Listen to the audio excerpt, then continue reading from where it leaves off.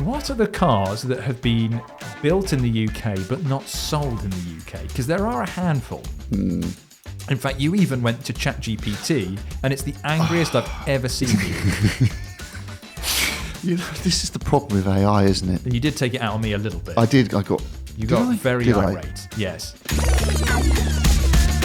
Welcome back to The Gassing Station, powered by Michelin, the podcast that goes digging through the PistonHeads forums, looking for juicy topics to talk about. I think I've used the same intro quite a lot, John. Your intros, sometimes I sit here now and I just listen and wonder what's going to come out next, because they're either so far into the realms of weirdness that I just start shaking my head, or I think they're repetitious. But I think the repetitious ones I don't notice. It's the ones where you get lost down a rabbit hole.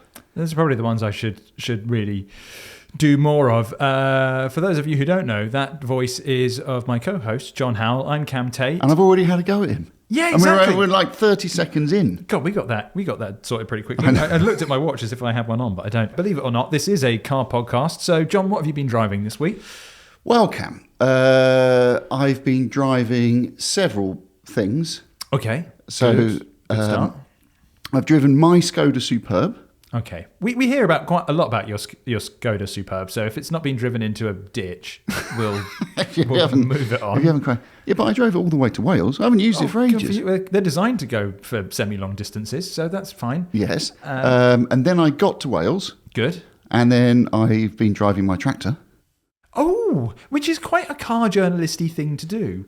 And not just car journalisty, but successful car journalisty. Oh, well, then I can't say that I'm... Well, what car journalists do we know that have tractors and property or land that they can go and use tractors on? You've got Clarkson, off of the television, and several other places. I have heard of him. I have heard of him. Jeremy, that bloke. Yes. He now has a farm, apparently. He does. He's got a little show about it where he talks about I've seen it. I think I've seen it. Is it? It's Country File, isn't it? Yeah, that's it. Yeah. Harry Metcalfe. Yes. We all love him. I mean, he's just amazing. He's not only got a farm, but he has a YouTube channel about it. He does. So what about you? Are you just mucking around in tractors, or are you going to start a channel? Well, they both have thousands of acres in the Cotswolds. That's right. Worth billions. That's true. Or millions. Yeah. And they have really cool tractors, don't they? That's true. Yeah. So Clarkson has his Lamborghini, and then didn't he bought something else, didn't he? Was that a Fent? I can't remember now. I don't know. Yeah, but he bought something I've not else. seen Country File. And then Harry Metcalfe. I think he's a Massey man, isn't he? I'm pretty sure. Admittedly, my knowledge of tractors is limited to, well, obviously, the car maker ones. So Lamborghini, Porsche, they had a tractor at some point, didn't they? Very old. Very, very old, yeah. And I know Countach. Everyone goes on about Porsche tractors. Everyone buys them and they're actually worth quite a lot of money. Have you? Well, I was going to say, have you ever heard a Porsche tractor running? I'm guessing not. No. They are the most clattery, because they're air-cooled still. Oh, nice. They are the noisiest. And I just think, and they go, oh, it's a Porsche. It's blooming awful. Yeah. Well, really bad. Just yeah. Whereas your Massey Ferguson. Yeah. I know of Massey Ferguson. Little grey Fergie, first to invent the hydraulic 3-point hydraulic hitch, which revolutionised tractors.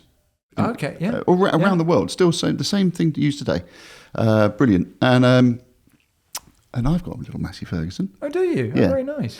So I always count myself, if you're going to put me in the same bracket as Jeremy Clarkson and Harry Metcalfe for being a motoring journalist and a farmer. They have their thousands of acres and massive £100,000, £200,000 tractors. I think you're going to say property, and I'm like, things have come along. Yeah. Things are a bit cheaper in Wales. Whereas I'm like the budget version. Yeah. So I have 150 acres. Oh, really? Yeah. And I've got my little Massey 550. This is news to me. What? 150 acres? Yeah, but it's not like 1,000. Yeah, but 150 acres is still sizable. You could, in Wales, that's like a mountain tip. Well, it actually is. It's on the side of a mountain. Oh, that's cool. In Crickhowell. Oh, very nice, yeah. Which I've been to several times on PistonHeads shoots. Yeah. Well, there you go. So other than working on tractors on the farm and driving tractors, you have driven something else this week. Oh yeah, no, that is a car. Yes, and not my Skoda. Not your Skoda. I drove the new Mercedes CLA, the electric version. Okay. That's a weird car because most of the time these days manufacturers produce a dedicated electric car platform because it allows them to do to integrate the batteries better and more and make the electric car better. Yes. And generally speaking, when you get a car that's designed to do both things, so it comes out as with the availability of petrol engines or a hybrid or something like that, it actually is less of a good electric car when you look at the electric version alone. Right. Yeah. But this one's really good. And there will be a petrol version coming along soon. But the electric version, so the battery is 80. I think it's 85 kilowatt hours usable. Yeah. Which isn't. I mean, it's not small, but it's not like up there with in excess of 100 kilowatt hour stuff that the bigger Mercedes stuff are using. Yeah. And indeed, I think Porsche Taycan is now over 100 kilowatt hours, isn't it? I potentially saw. You switched off. I talked about it. No. I'll keep this brief. Because I know it's not that I've switched off. It's that I'm so interest. out of date with modern EVs. Honestly. Well, anyway, 85 kilowatt hour. It's not a small battery, but it's by today's standards, it's not vast. I remember now. But yes, this 100 car, is big. This car, it can do 487 miles WLTP, which even if you say that's in the real world, that's going to be, I don't know, top end of 300s. Okay, No, I'd say probably more. I don't know. Yeah, well, even if it was 350, but I would say potentially, if you look at the way the sort of percentages drop down, it might be 370, 380, something like that. Yeah. So that's even so. The real world range should be really good. What amazed me also, and why it backs up the real range ability of it. So I was driving the car as I would normally test a car. Now, that doesn't mean I was hoofing it everywhere, but I was hoofing it a little bit because obviously you've got to test the drivability. You've got to test everything. Yeah. So, but I wasn't like a maniac going around everywhere. Yeah. But I was far from driving it economically. Mercedes gives some what might seem outlandish claims about the car's efficiency. I see. So I reset the trip computer. Right. Forgot about it, and it was just driving around there. And then eventually I looked down, 4.2 miles per kilowatt hour. Now, if I remember correctly, that's quite good. That's really good. That's really good. I was about to say, I remember high threes is good. Yeah, no, 4.2. And as I say, I promise I was not trying to drive it particularly. I wasn't deliberately thrashing it, but I wasn't driving it in any way economically. So to be averaging 4.2 miles per kilowatt hour, I thought was exceptionally good. Which, yeah, I mean, because they've designed it to be super slippery. It's really slippery. Yes. They've even sort of made the door mirrors very small, and the underneath, the flat bottom and the air underneath is all. So they've actually done. But also, it's not a blob. It doesn't look like an EQE or EQS. The EQS were just pebbles. Yeah, it's not a bad looking car. It's quite nice looking thing. I think the lights are a bit fussy. So if you don't know, the headlights has got a kind of illuminated monobrow, kind of running across the top. Doesn't it? That's fair enough. And also they have silly grills with illuminated Mercedes stars in them. I'm not talking about the chintzy bits. I'm just saying that the general silhouette. The general silhouette of the car is quite. I think it's a reasonably handsome car. I don't like the chintziness of it, and I'm not particularly in love with the tech. It's a bit tech laden. Mercedes are like that at the minute, aren't they? Yes. Where it's because they even had a little jab at the TT concert. They did say it's got a supercomputer in it. A supercomputer? Yeah, apparently a supercomputer. Something. What is it? It does 280 million functions a second. So and it has so many processing aspects to it that the computer has to be cooled. Okay. Apparently that qualifies it as a supercomputer. What about that, Cam? I don't. That's interesting because I mean, surely any regular laptop or computer has to be cooled because it gets hot. That's true. So I didn't think of that. Yeah. You could have said something. Is that not complete? Oh, when you think something. Oh shucks! Why didn't I? Yeah. Yeah. No. I get that. You go, wow, that's really amazing, and then it's like, Hang on a minute. Lots of things need calling. I am gutted I didn't go, yeah, but my laptop's called and that's not a supercomputer. Exactly. Yeah, why didn't I think of that? Well, no, I'm an idiot. I'm an idiot. But now, I think a lot of computers don't require it as much now, but I mean, something like, I've got a MacBook Pro here, that's or your other heavy-duty laptop of choice, and I think that needs some kind of calling. So, good car journalism there, John. I haven't driven anything this week. The only thing I did bad car journalism, Cam. No one's invited me on anything. Bad. No one on the PistonHeads team has given me anything. So about a week ago, I wrote a piece on a Toyota GR Corolla that's currently for sale in the UK, which is quite rare because, John, did you know they don't make the GR Corolla for the UK? Now, Do you know what a GR Corolla is? Just because I'm not that a favour of all Japanese stuff. Yeah. I am aware, for example, there is something called a GR Yaris. Yes, there is. I've heard of. Mm-hmm. I may have even driven it. Yeah, it's a good car. Mm-mm. No, we're not going to get onto that because okay, we will be at loggerhead. This is something you and I do not agree on. Maybe we need to dedicate a whole episode to why you're wrong. I'll look forward to that. But I am aware that they do a GR Corolla. Yes. But I must admit, I can never, if I'm really honest, I could never remember whether they're bringing it here or not bringing it here. I remember hearing about it. I know what you mean. And so it's just kind of car that faded into the background for me. Because we've had a few Japanese performance cars that haven't been sold here recently. So the most recent... or the last of the line R35 GTR, that wasn't sold here. The new Nissan Fairlady Z, or new Nissan Z, as it's called. Mm. That was a nice one. That was a nice one we looked at the other week, wasn't it? Yes, it was. Yeah. Yeah, that's a good looking car. That was up for auction. Yeah. And also the GR86, which was sold here, and then it was taken off sale because of crash protection, I believe. I don't think it was up to snuff for EU standards, so they went nope. And so the GR Corolla has been sold in Japan, I think, since 23. It's been sold in America. Yes, it's really big in America because the GR Yaris didn't go to America because I didn't know that. Yeah, they didn't get the GR Yaris because out there it's classed as a shoe. So they were like, we can't do this. So they were like, look, we'll give you something that's a little more of appropriate size. They got the GR Corolla. And it kind of actually made sense to begin with because the GR Corolla it's very similar to what they did to the GR Yaris. It's got most of the same hardware. It's got the 1.6 litre turbo 3-cylinder, but they up the power to 300 horsepower. And crucially, it has 5 doors instead of 3. So we didn't get them here, but someone has imported one to the UK. And I wrote a spotted on it because I get very excited about these things. But you won't flipping believe it, John. What?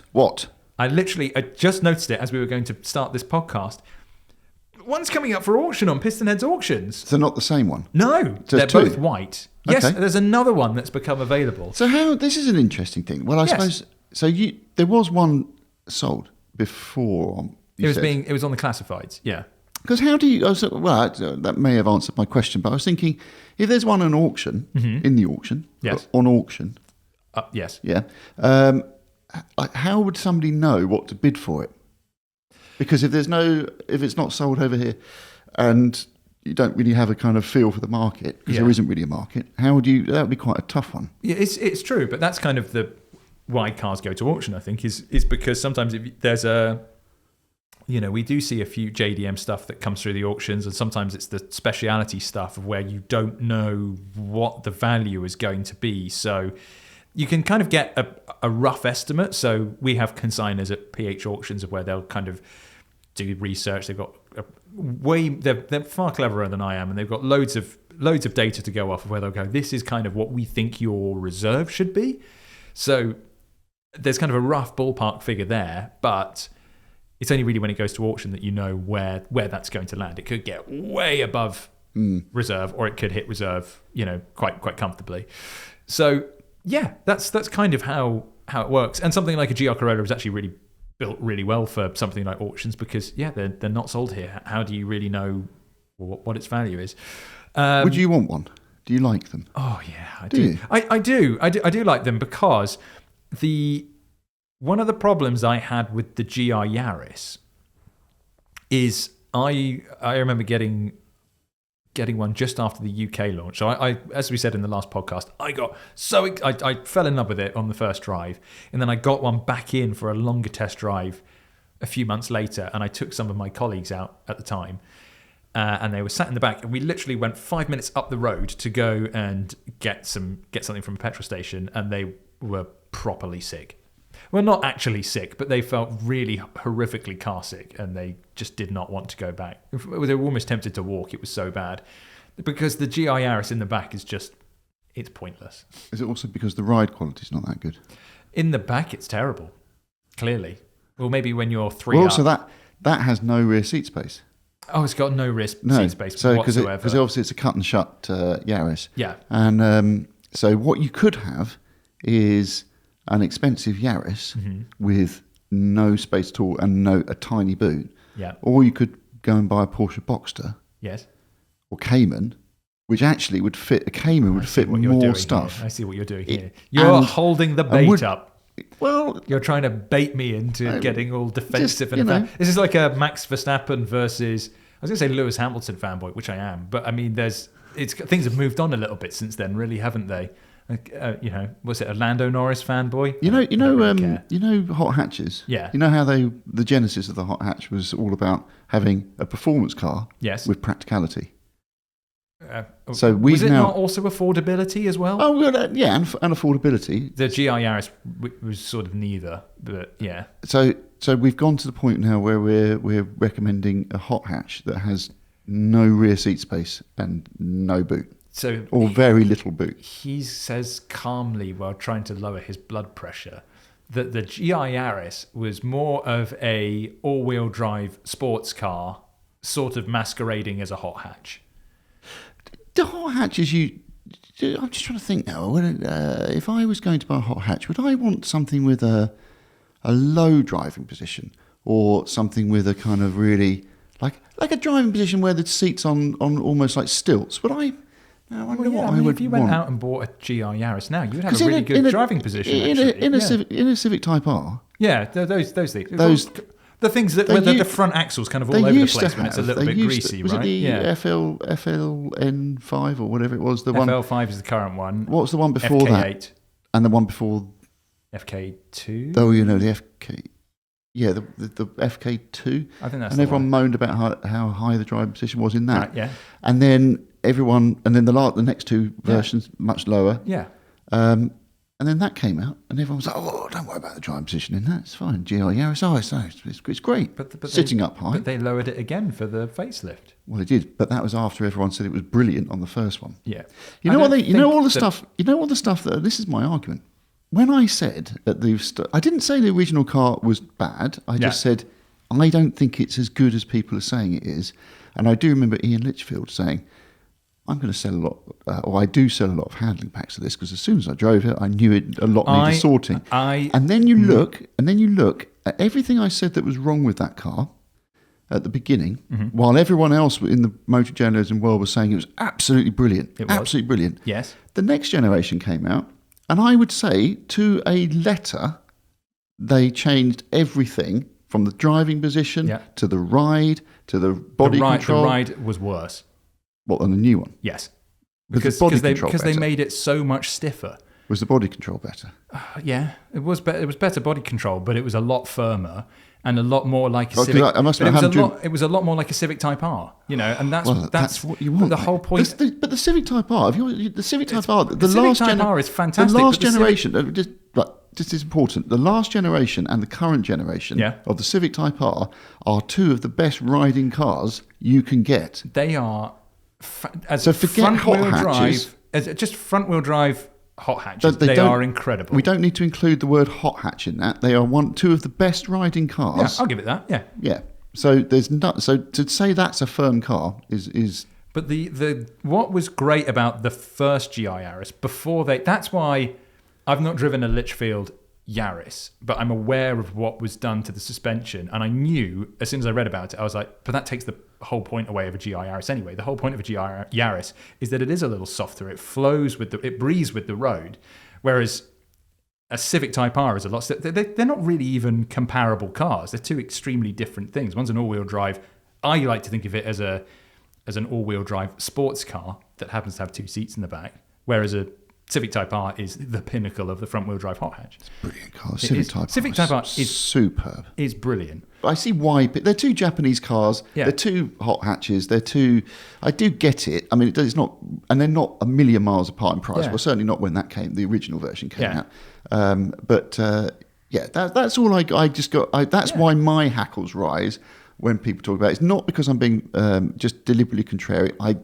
I genuinely, fundamentally disagreed with some of the eulogising about that car. Yeah.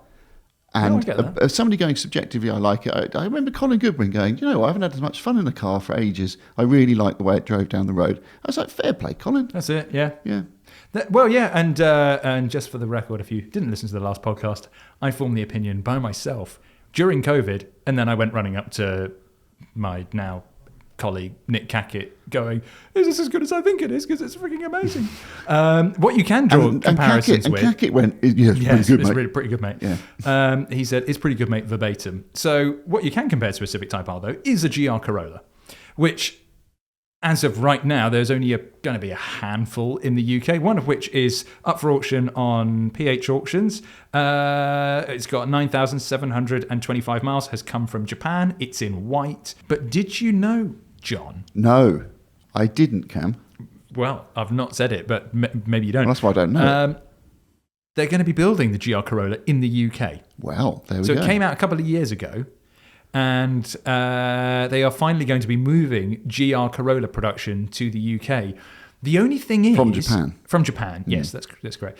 The only thing is, we don't know if they're actually going to sell it in the UK, which would be really strange to have a car produced in the UK but not sold to... literally, like, Toyota, can you not just open the back door and let us have like a couple of them or something like that? Yeah, that is a strange thing, isn't it? You because it's just and there. I also the thing is, I really like that generation of Corolla. Yeah, it's smart. Because it's quite a nice looking car. Actually, can we rewind a second?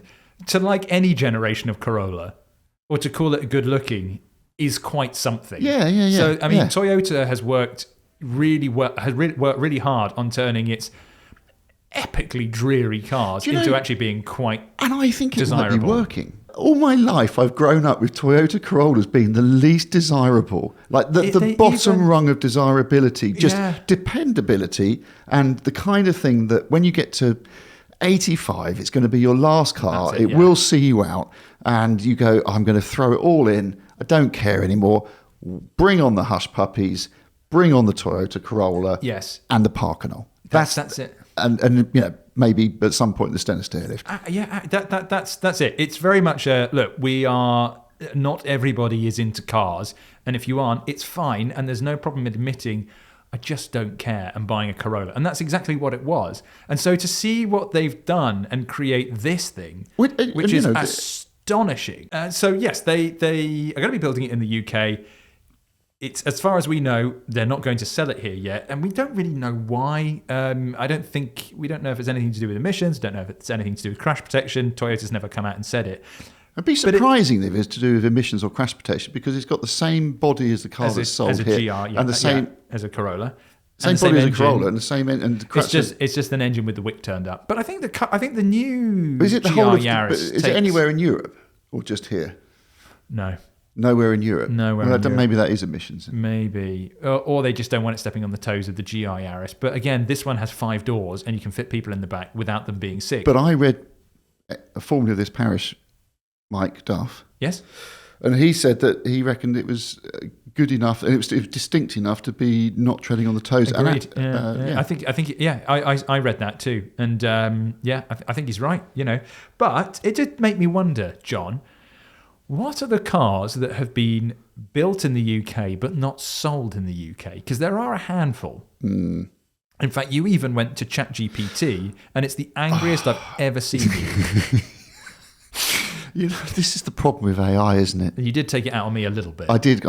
You got very irate. Yes. Yeah, I had a massive argument with ChapGPT. It just kept on. I said, because it's actually a good question, this whole topic of cars built in the UK but never sold here. Yeah. Because it's quite hard to determine there aren't actually that many by the sounds of it. No, because we had the kind of, good. What's that? We decided that if the car is going to be made here, it's probably quite easy to just sell one. Yeah. So open the factory doors. So you came up with the EP3.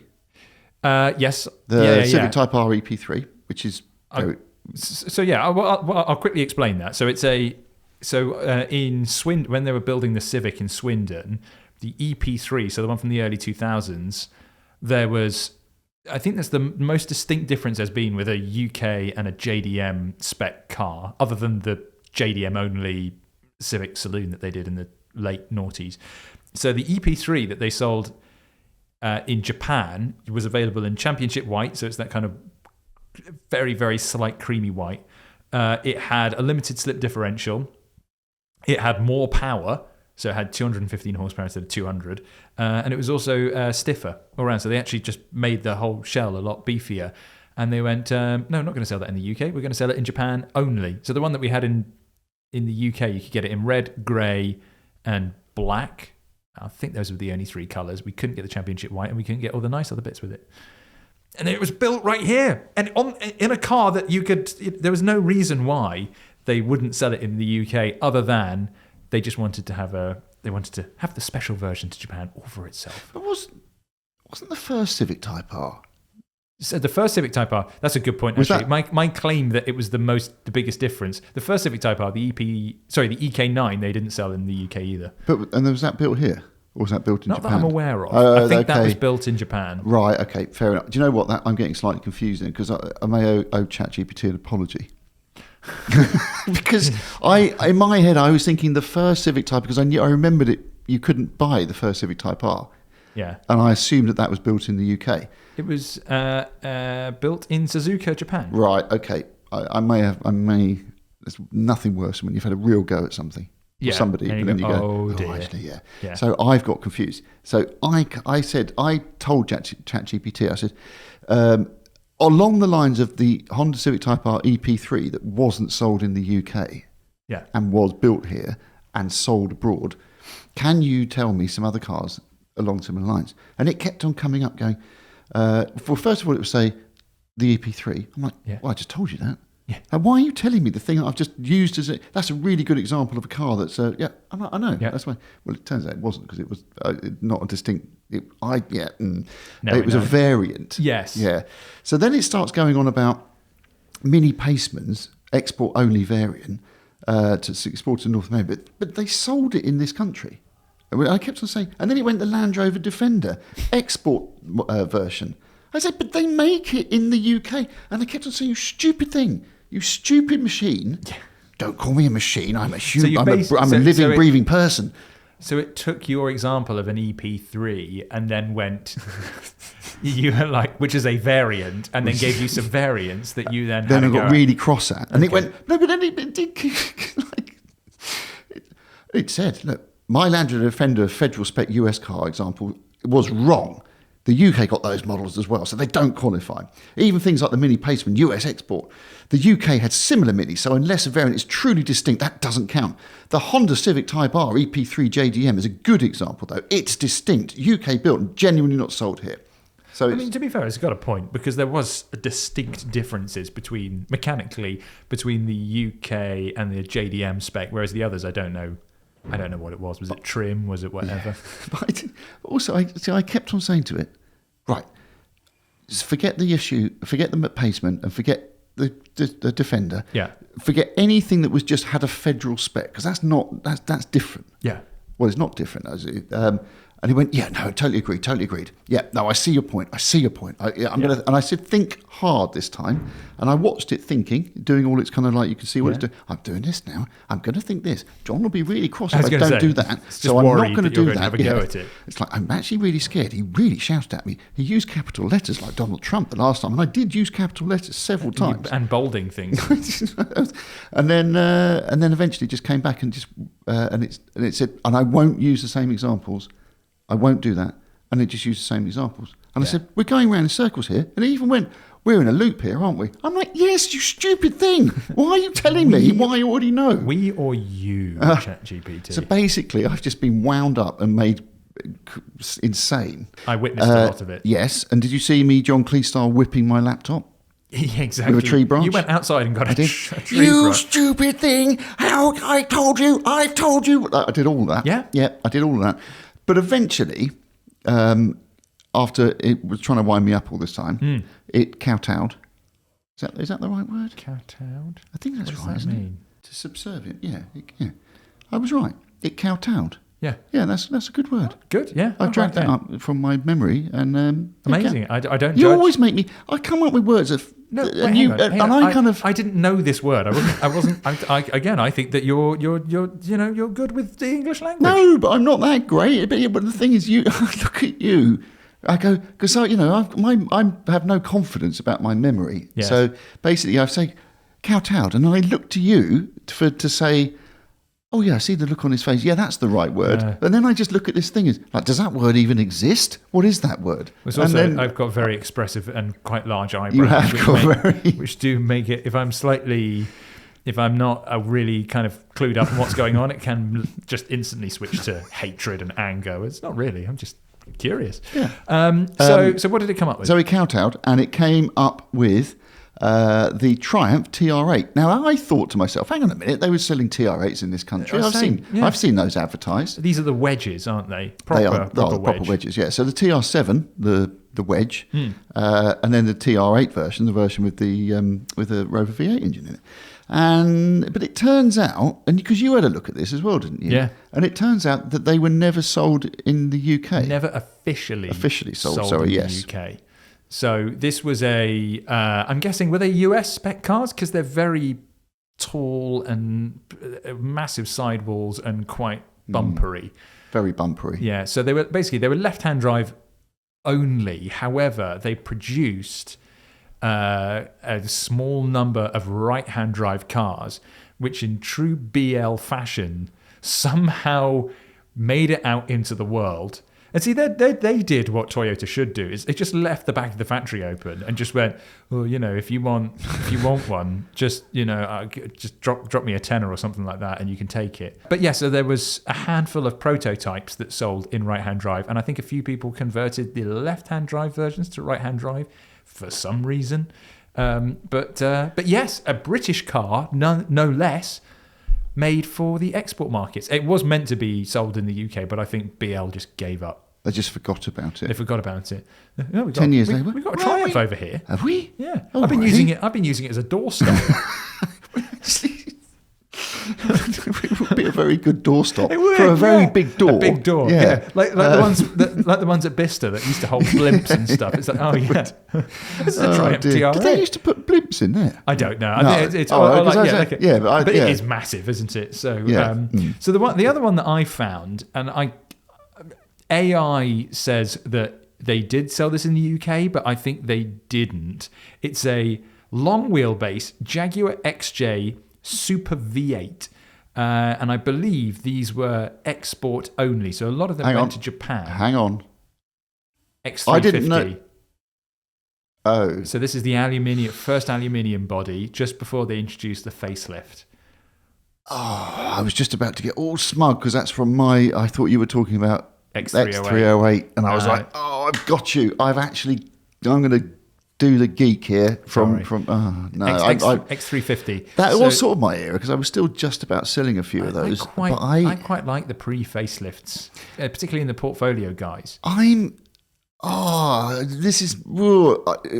it was the Super V8 with X308, I would be completely 100% confident that was sold in the UK as it was only long wheelbase, the Super V8. I can't remember. I'm pretty sure you could only buy that. I'm fairly sure that they still carried over the long, because it was just at the end of my Jaguar days. Yeah, I'm fairly sure they were doing the long wheelbase version of the. You could get a long wheelbase version of the X350 Super V8 because I think the short wheelbase was special order. I think most of them were long wheelbase. Right. It's the portfolio version, which is the fully kitted out 4-seater super luxury version it was inspired by I can't remember what they called it now. It's basically the concept that previewed the aluminium body X350 XJ, and so they made it out like that. So down the side you had these silver kind of vents. You also had chrome wheels.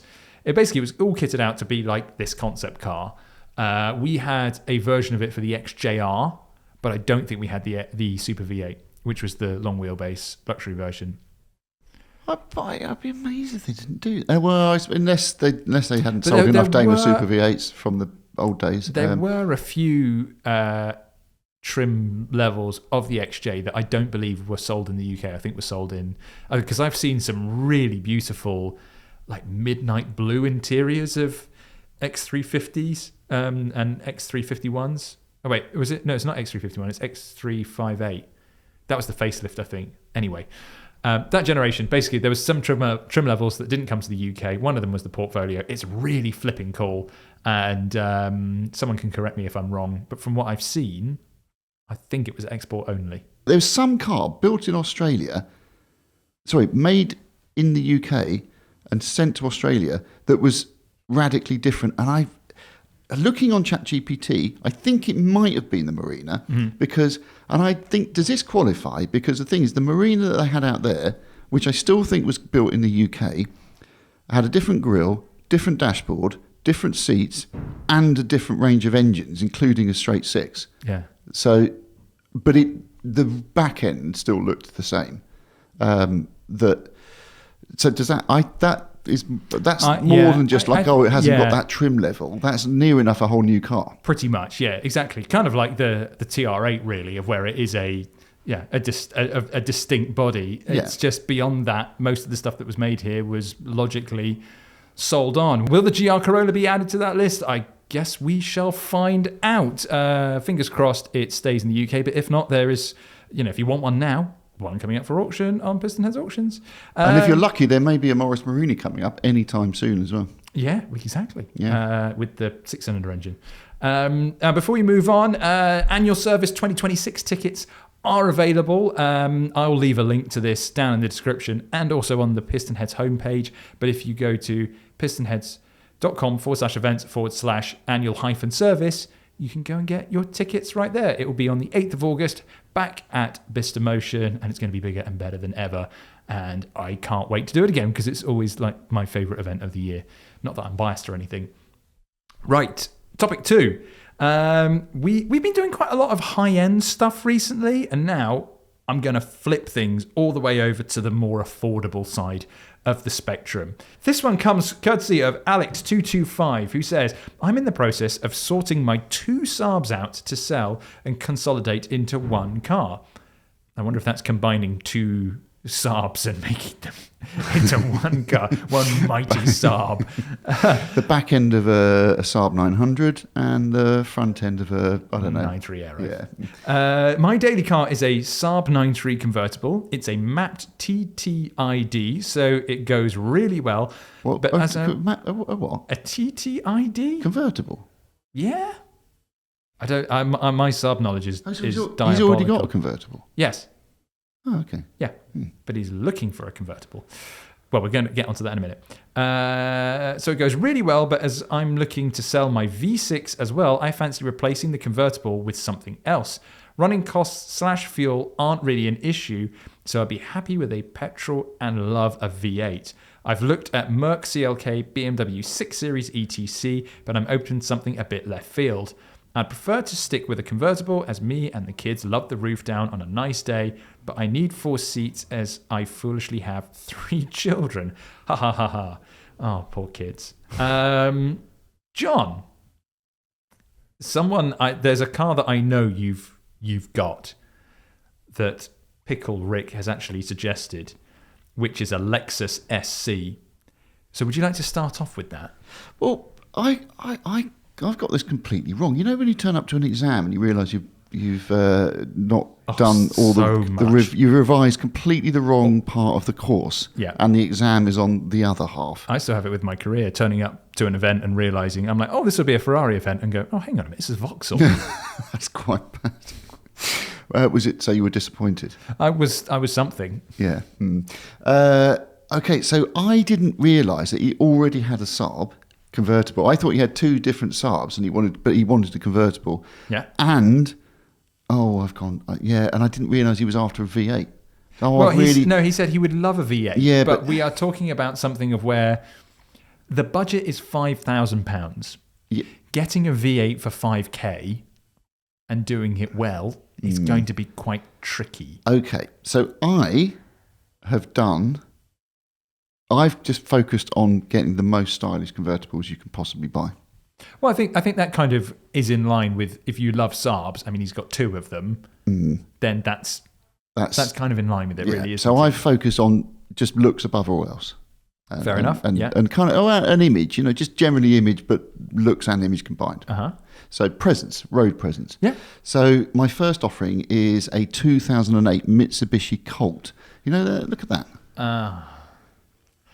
It's in a kind of like a sort of orangey, burnt orange colour. And your second offering? 75,000 miles, or not even quite, 107 horsepower as well. That's a lot, isn't it? And that is a lot. Your second offering? Yeah, well, he's not interested in that. So again, style is the Lexus SC430. I get that. And we are talking... No, I'm taking the Mickey.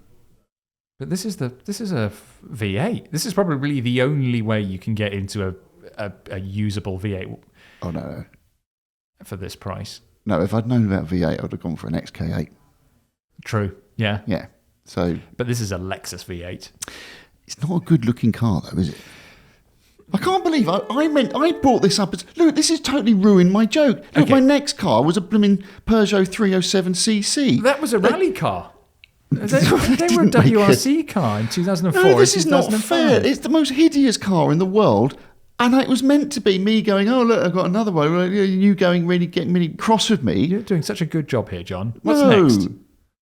There's another Peugeot 307cc. Okay, and then I chose a 2009 9.3. I can't speak. And then I turned up with a 2009 Saab 9.3, which I actually thought was doing really well because I thought he really likes Saab. So I found a £4,999 Saab 9.3 with only 58,000 miles on, 2 owners, 210 horsepower, 2 litre. And it actually looks really good. It looks really in nice condition. So I thought I'd done really well, but I didn't realise he'd already got a convertible 9.3. That was meant to be a serious contender, but it turns out it's not. But what I have chosen as my serious contender was, do you remember the early 2000 era? I don't know what the model name is, but the Audi convertible. I do, yes. So yes. That is what I chose as one of my... Now, it's not the best car to drive. I have driven them over the years. They're all right, but they look good, though. They are, I think... They've aged really nicely. It's not... That implies they... Well, I suppose, no, I was thinking that implies they didn't look that great. They were stunning when they came out. They were smart. I think they've aged really nicely, though. I thought they were fabulously beautiful when they came out. That really... You know what? Look at that compared to a modern Audi. And again, you'll put the picture up, won't you? Of course, yeah. Yeah. For those because again, on I feel... YouTube, yeah. But for everybody, like that early sort of 2000, this is a 2005, I think it is, generation, before they facelifted it, that Audi A4, before they facelifted it, what a great looking car. And when they brought out the convertible with the sort of aluminium style A-pillars around the windscreen and the chrome strip around the all the way around the window line, it's the most stylish looking thing. A bit frustrated, John. Why? And the side profile is just so handsome. And it's kind of in a navy-ish blue, dark blue, cream leather interior. And you know what as well? And it's an S4. Because it's an S4, yeah. It's got a 4.2 litre V8 with 340 horsepower. Oh, I forgot that. Oh, God. I actually done it. Oh, my... So there's me. This is genuinely, I thought I'd messed up. When you were reading out the criteria, I thought, I didn't realise about the V8. And I forgot that it was a V8. I thought it was the 2 litre. Mm-hmm. Oh, my God, I'm brilliant. You'll see with my picks that I went with something that you would think has a V8, but it doesn't. Have we run over the numbers? So that's what's the price? Well, okay, you're going to go, 5495. oh, it's too expensive. It's £495 Slight- out of budget. Yeah, but it's slight budget creep. That I'm gonna allow it. Oh, I thought you were going to shout at me. No. I'm going to allow it. I'm going to can't allow believe it I actually- because that's a really good car. It is. 87,000 miles. The brushed aluminium door cappings. Have that as the one that you put Yeah, forward. I'm going to put that forward. Now let's compare it with mine. So I went with the V8 suggested rather than was necessary. So none of the ones that I have has a V8. So I'm going to start off with the most left field choice. For 5,000 British pounds, I have discovered, and you look at the engine capacity and you think, that's surely a V8, but it's not. This is a Chevrolet Camaro from the year 2000 with a 3.8 litre V6. That's a big old V6, that. It's a Targa top. It's a something, so it's obviously going to be left-hand drive. It's an import. I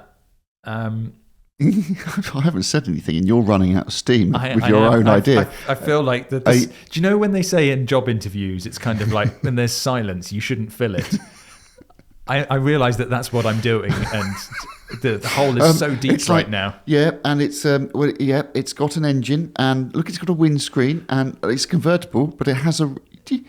I'm what was it you said 3 last? seconds away from bursting into tears. Of your own creation of your Yeah. own car. Yeah, it's not great, is it? No, It's hideous. So I mean, as left field choices go, Chevrolet Camaro. Some people are into that kind of stuff. My two more serious choices are a 2010 Volvo C70. Now this I've gone really creepy on because this is 5995, 87,000 miles.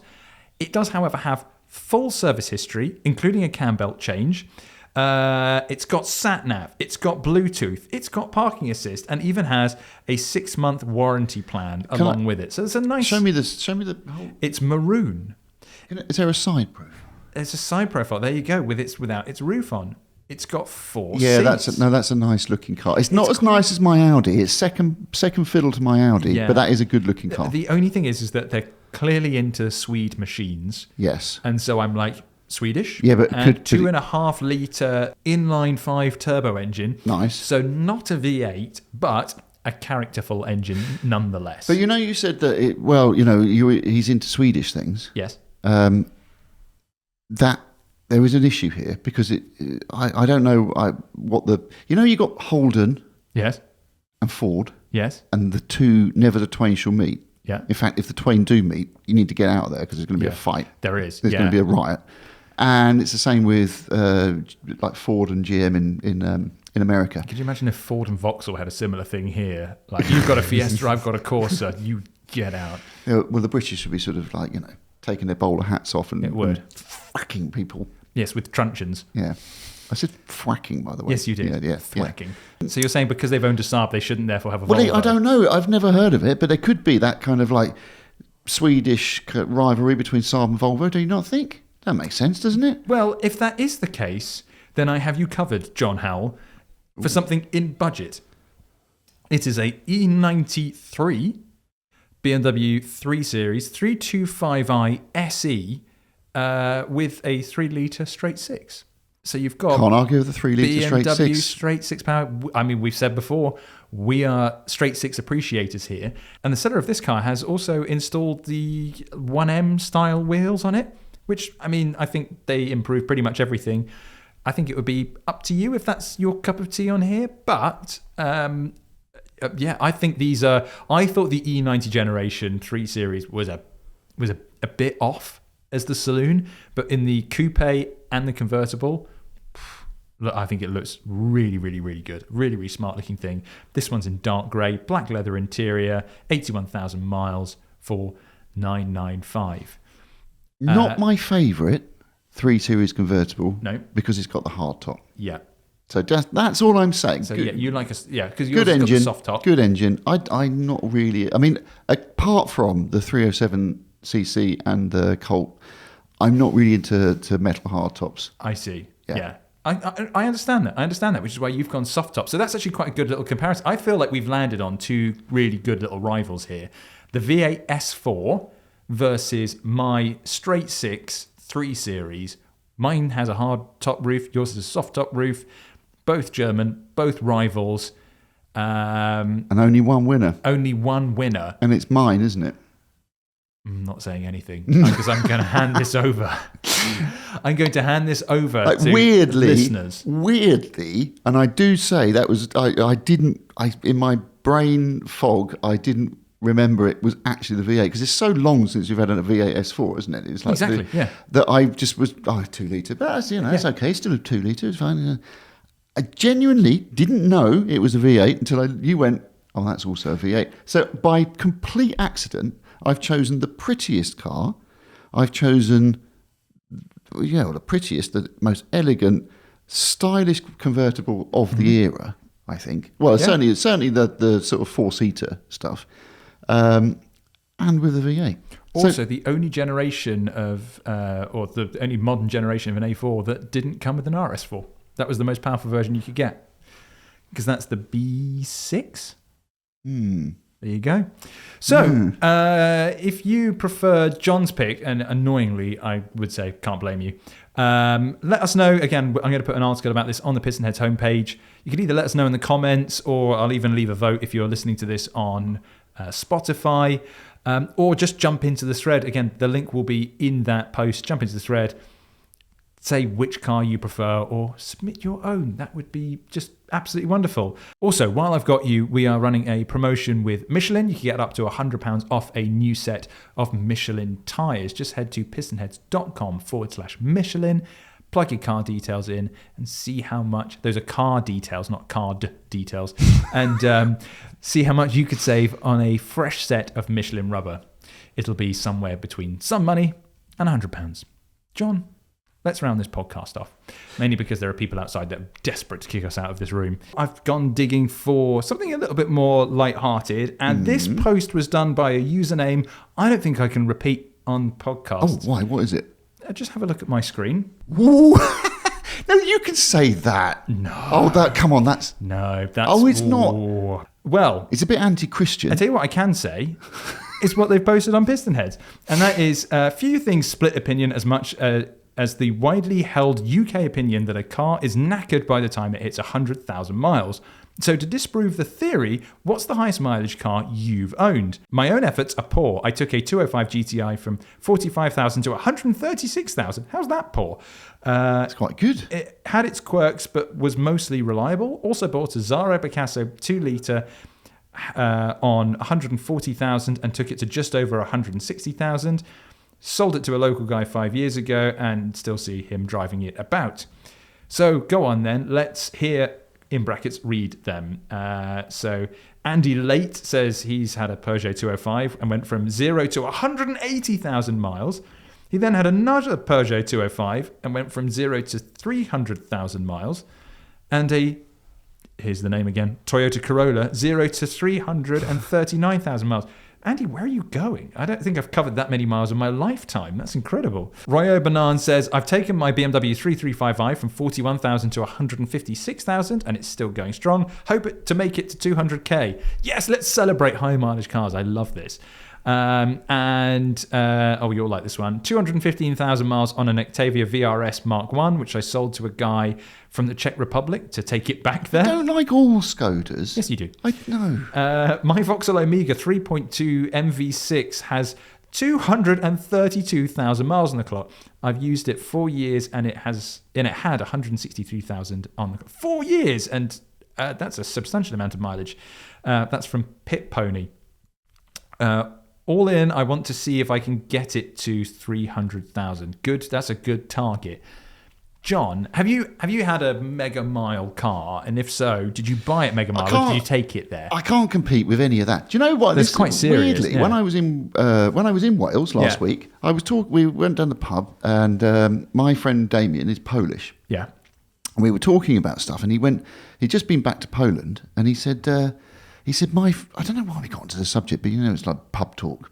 And he was saying, because there's loads of Volvos that have done massive miles, aren't there? I think one of them is the highest mileage car in the world. And isn't it an American guy? He's gone to beyond 1 million, right? Yeah. No, but there's lots of cars that have gone beyond 1 million. Oh, it's true. He's like sort of 5 million. He's or already something. at Jupiter. Yeah, basically. Yeah, so he reckons his mate has got something like 3.5 million miles on That's it. incredible. And it's the third highest mileage Volvo in existence or something. I mean, look, it might be my mate Damien coming up with a load of balderdash. Yeah, great use of the word balderdash. I think there might have been a cut there. But anyway, yeah, so it could be a load of old rubbish. But it just intrigued me that we were having this conversation. And I remember this story about this. And I think it was a bloke in America who's got the highest mileage one. Yeah. And then, having this conversation with my mate Damien, that one came up, supposedly third. And then now we're having this conversation. But for me, by the way, I had the same thought as you. Where do you go to clock up? I know. 1 million miles? I understand it in the US because most people travel at least 1 million miles just to go to the shops. And I also understand it, obviously, with commercial vehicles, trucks. Like my friend Stuart was saying when when we were talking about that high mileage thing, he used to drive trucks, and he said literally you'd come off a shift, one driver would jump out, the next one, so they wouldn't even switch the engine off. The only time the engine was switched off was when it was refueling. So obviously, I understand how those get to big miles, and they're going all the way through Europe and everything else. But yeah, driving a car, like how do you do 3 million miles? Do you think they accidentally switch it over to Ks? And they don't realise. Maybe, yeah. They go, wow, I've gone so far. Or they just lie. 3 million Ks, that's about 6 miles. Or they're just show-offs and want to be the centre of attention, and they clock cars, but in the wrong way. They go up to like, look what I've done. I've done 75 million miles on this car. On the same, and that was the other thing. I was like, he went, yeah, it's on the same engine. It's on the same engine. I was like, no, it's Trigger's broom. It's been rebuilt about, all right, it might be technically the same engine. Yeah. Yeah, I've had that before. I've seen stuff like that before. Right? It's the same engine. It's like the block's the same. Yeah, yeah. Maybe. It's got all new internals. The gear, the back axle's new. The drive shafts are new. It's had about 15,000 bits of plate work stuck on it, where it's rusted away, and so effectively the body's all new. Everything's been replaced, but no, it's the same car. But, I mean, to be honest, even still, if it's just had light maintenance or kind of few bits replaced here and there, and it still managed to get to 3 million miles, because the body as well is going to fatigue quite a lot over that time, and rust. That's what and so that it's made it that far is really extremely impressive. Very impressive. But, sorry, you asked me a very specific question. I've prattled on again, and I know you're going to get really annoyed with me. I can think, the only cars I can think of, I remember buying my Mark III Granada, the one I didn't even look at before I bought it, went running over when I heard Mark III Granada, 2.4 Gear X manual, and this is at ADT auctions years ago, and I ran over, caught the tail end of the bidding, stuck my hand up and went, I'll have it. And my mate just looked at me and went, you haven't even looked at that car. You haven't even seen it. I don't know. I just wanted a Mark III Granada. It just came to me in that split second. I wasn't there for one. Yeah. I was trying to buy a 405. But just split second, it came to me, I want that car. Stuck my hand up, loved that car. And the mileage on that, I think, was like 20,000. And I didn't keep my cars for long then, so I probably only put another 20,000 on it. Yeah, but still managed to, went on. Then some years later, I bought a Discovery TD300. Like a sort of 97-ish era car, and that had more than 100,000 on. And I had that for quite a long time. Yeah, because I bought that thinking I'd get bored of it in about 2 days. And weirdly, I kept that car for years and years, and that would have gone out with 130,000 probably on. And then my M5 I bought so that I bought my M5 when it was 3 years old, and the guy had done a lot of miles. I think he'd done about 20,000 a year, so it was about 60,000-ish. And by the time I sold it, it would have been well over 100,000. Oh wow! I mean, when I say well over, not like but you think it was definitely it was That's it's seriously good innings though for something like that. But they're not. That's about as good as I've got. I'm going to take that back actually. No, take your E39 M5 and take it to 200, 300, 400,000 miles, please, because it can do it. Well, just keep on top of the maintenance, replace the bits that need replacing after a while. Stop getting all precious about, it's done over 100,000 miles. It's completely ruined. No, it's fine. Oh no, I crap myself when mine went over way over 100,000 no, I guess miles. No, it's because everyone else gets really stroppy. Go, oh well, because it's gone over 100,000 miles now. It's value tanks. Which is great if you don't care about that kind of thing. But the thing is, with the E39 specifically, the V8 M5 one. See, I haven't got a problem with a car going over 30,000 miles because I can stick new wheel bearings in, I can stick new back axle on it, I can stick new gearboxes in if necessary. But there was something about that because you could do very little to the V8 in situ. It was quite tight. Or certainly, I mean, if you're a BMW mechanic, you're probably, oh no, you could do anything, you can change this and that and that. But I looked at it and I thought, crikey, even if the water pump fails, that's looking like quite a serious job. So I basically pooed myself and went, I've got to get rid of this before anything. And I never had any big dramas with that car at all. So I feel I sold it at just the right time. It's I understand that, but it's also the case of where I think sometimes people run out of these things and then go and spend more money on something when really if they just kept it going, yes, you would have to pay maybe a bit of money to get it fixed, or maybe it's an expensive bill, but it's still cheaper than buying a new car in some instances. Have you seen the prices that they're charging at dealers these days? They're pretty bad. It's like plus the VAT, millions of pounds an hour. It's true. For terrible service usually. Yeah. Well, my car, my ST Mate, my 2005 car, is on. I bought it at 92,000 miles in 2017. I'm now on 142,000. Good. It's good, and the thing is, once you get above 100,000, and you're not really going to sell it because it's not worth anything anymore, really. Every mile becomes a badge of honor. So it's like you hit 140,000 and you go, I've hit 100. I can't wait to hit 150. If I could get 200,000 miles out of that, I'm going to be really chuffed because it's like this thing. I'm just getting my use out of it. I bought it for $2,000, and yes, it's not in the prettiest shape or whatever, but it's been a perfectly usable car and an enjoyable one, and it's still engine's perfectly fine. Had it given a really good look over by a specialist earlier this year, and they went, apart from the bushing needs doing, it's pretty much spot on.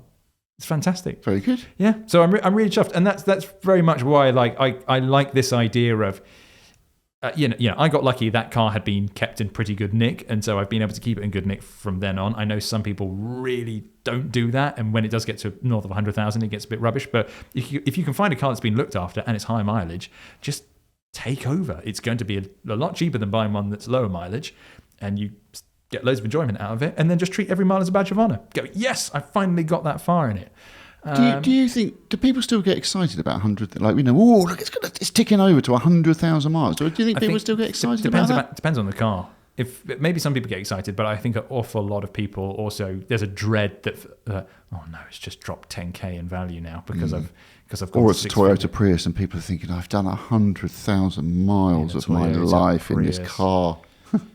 What a great way to end this week's show. Thank you ever so much for listening to the Gassing Station podcast. If you enjoyed what you listened to, please give us a 5-star review because it just makes us feel so much better and just lets us know that we're on to the right track with this. John, anything to end on? Yeah, we started praising a Toyota and we've just ended slagging one off. Wonderful. And on that note, I'll see you next Tuesday.